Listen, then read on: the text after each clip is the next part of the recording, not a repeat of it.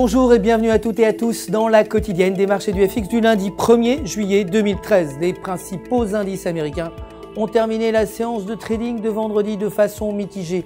Le S&P 500 a perdu 0,43%, le Dow Jones a reculé de 0,76%, Facebook a gagné 0,89% et Apple a également progressé de 0,70%, clôturant à 396,53 $ l'action. L'or a gagné 2,32%, terminant à 1233 $ l'once, alors que le pétrole brut a reculé de 0,32%, clôturant à 96,48 $ le baril. Le dollar américain était en progression vendredi, suivant la publication de données macroéconomiques mitigées. Le PMI de Chicago s'est établi moins bon que prévu à 51,6 contre 55,5 et le sentiment des consommateurs à 3% contre 3,2%. On attend cette semaine la publication d'importantes données macroéconomiques, en commençant aujourd'hui avec le PMI manufacturier et en terminant vendredi avec l'évolution des emplois non agricoles, élément marqueur de la santé économique. L'euro s'est déprécié face au dollar américain malgré des données macroéconomiques meilleures que prévues.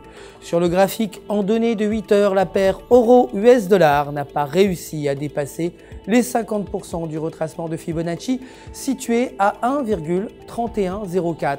Maintenir cette résistance maintiendra l'élan baissier pour la paire avec le prochain support 1,2820. Aujourd'hui, le PMI manufacturier final est attendu inchangé à 48,7 et le taux de chômage à 12,3% contre 12,2% précédemment.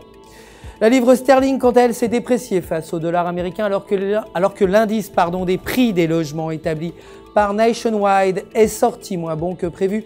La tendance de la paire livre US dollar est baissière avec un fort support situé à 1,5150.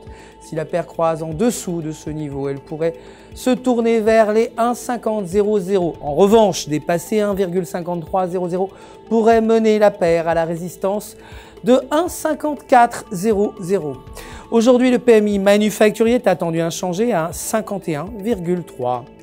Pour terminer, le dollar canadien a chuté face au dollar américain après que le PIB a été publié à 0,1% comme prévu et l'indice des matières premières moins bon que prévu à 0,2% contre 0,5%. Sur le graphique en données de 4 heures, la paire dollar canadien, dollar américain rencontre une forte résistance à 1,0555 et forme un double sommet. Si la paire ne réussit pas à briser ce niveau, elle pourrait chuter à 1,0400. Aujourd'hui, c'est un jour férié au Canada. C'est la fin du flash. Merci de nous avoir suivis, mais restez en notre compagnie sur www.ufxmarkets.com/fr pour tous vos besoins de trading et votre conseiller personnel répondra bien entendu à toutes vos questions. Le centre d'assistance du FX Market vous souhaite une excellente journée de trading.